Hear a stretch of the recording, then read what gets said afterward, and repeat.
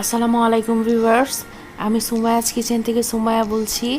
আজকে আপনাদের তৈরি করে দেখাবো হাঁসের ভুনা রেসিপি। এই হাঁসের ভুনা রেসিপিটি খেতে খিচুড়ি, রুটি, পিঠার সাথে খেতে বেশ মজা লাগবে। চলুন দেখে নেওয়া যাক এটি তৈরি করতে যা যা উপকরণ লাগছে। এখানে আমি 1.5 কেজি হাঁসের মাংস নিয়েছি। আপনারা চাইলে হাঁসের স্কিন নিতেও পারেন, নাও নিতে পারেন। আমি গরম পানি দিয়ে ভালোভাবে ধুয়ে নিয়েছি, এতে হাঁসের গন্ধটা থাকবে না। হাঁস আমি রেগুলার কাট করে কেটে নিয়েছি ছোট ছোট করে, এতে করে মাংসের মধ্যে ঝাল লবণ ভালোভাবে ঢুকবে, খেতেও মজা লাগবে। এখন মাংসটা সাইড করে রেখে দিব। কিছু গোটা মশলা তৈরি করে নিব। এখানে আমি 5-6টি শুকনো মরিচ নিয়েছি, মাঝখানে ছিঁড়ে নিচ্ছি।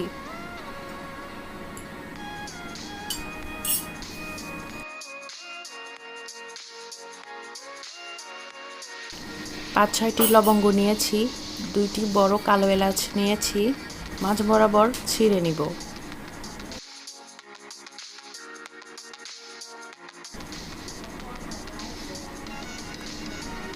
পাঁচ ছয়টি সবুজ এলাচ নিয়েছি, মাঝ বরাবর ছিঁড়ে নিব। 2টি বড় সাইজের দারুচিনি নিয়েছি, 4 টুকরো করে নিব।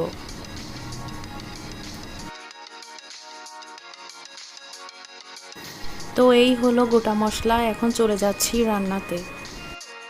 এখানে আমি একটি পাত্রে প্রায় 1.25 কাপ সরিষার তেল দিয়ে দিচ্ছি। আপনারা চাইলে সয়াবিন তেলও দিতে পারেন। তেল গরম হয়ে গিয়েছে, এখন গোটা মশলাগুলো দিয়ে দিচ্ছি।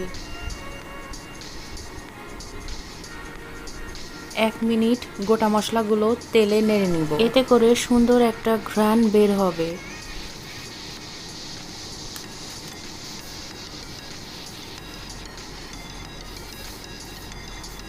এখন 1.5 কাপ পেঁয়াজ কুচি দিয়ে দিচ্ছি।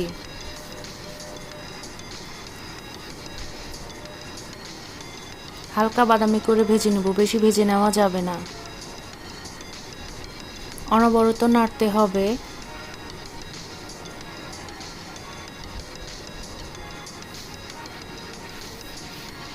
হালকা বাদামি করে ভেজে নেওয়া হয়ে গিয়েছে। এখন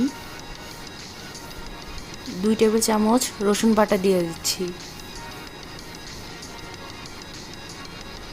2 টেবিল চামচ আদা বাটা দিয়ে দিচ্ছি। 1 টেবিল চামচ ধনিয়া গুঁড়া দিয়ে দিচ্ছি। 2 চা চামচ মরিচের গুঁড়া দিয়ে দিচ্ছি। 1 টেবিল চামচ হলুদের গুঁড়া দিয়ে দিচ্ছি। পরিমাণ মতো লবণ দিয়ে দিচ্ছি। এখন মশলাটা ভালোভাবে কষিয়ে নিব।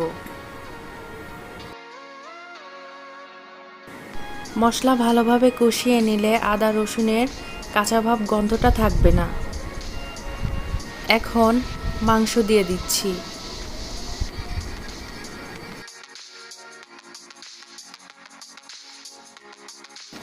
এখন মাংসগুলো মশলার সাথে ভালোভাবে মিশিয়ে নিব। চুলার আঁচ লোতে রেখে রান্না করে নিব কিছুক্ষণ। অনবরত নাড়তে হবে।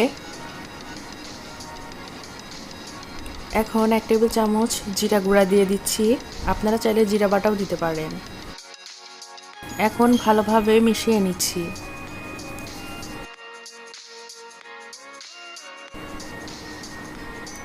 আরও কিছুক্ষণ রান্না করে নিব। এখন ঢাকনা দিয়ে ঢেকে দিব 10 মিনিটের জন্য। 10 মিনিট পর ঢাকনা উঠিয়ে নিচ্ছি। এ পর্যায়ে মাংস থেকে পানি বের হয়ে গিয়েছে। পানি দেওয়ার কোনো প্রয়োজন নেই, এই পানিতেই মাংস কষিয়ে নেওয়া হয়ে যাবে। কিছুক্ষণ নেড়ে আবারও ঢাকনা দিয়ে ঢেকে দিব।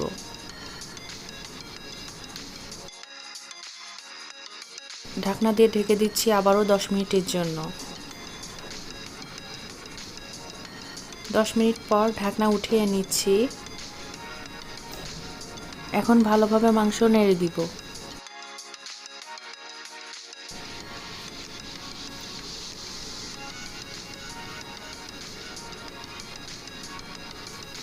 আবারও ঢাকনা দিয়ে ঢেকে দিচ্ছি। 20 মিনিট পর ফিরে আসছি। 20 মিনিট পর ঢাকনা উঠিয়ে নিচ্ছি। পানি শুকিয়ে এসেছে, এখন নেড়ে দিচ্ছি।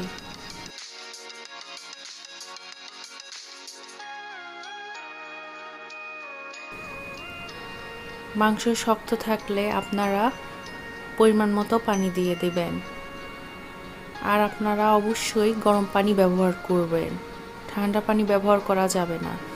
এখানে আমি পরিমাণ মতো গরম পানি দিয়ে দিচ্ছি।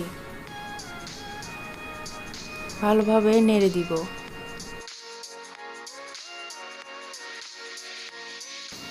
এখন ঢাকনা দিয়ে ঢেকে দিব মাংস সিদ্ধ হওয়ার জন্য। এখন ঢাকনা উঠিয়ে নিচ্ছি। মাংস সিদ্ধ হয়ে এসেছে।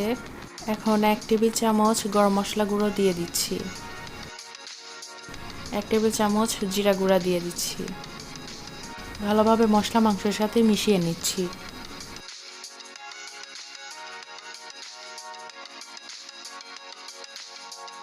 মিশিয়ে নেওয়া হয়ে গিয়েছে। এখন গ্যাস অফ করে 1 মিনিট চুলার উপরে রেখে দিব। এখন নামিয়ে পরিবেশন করে নিব। এখানে আমি আধা কাপ পেঁয়াজ বেরেস্তা দিয়ে দিচ্ছি, এতে মাংসর ফ্লেভারটা ভালো আসবে। এখন একটা বলে মাংস ঢেলে নিচ্ছি।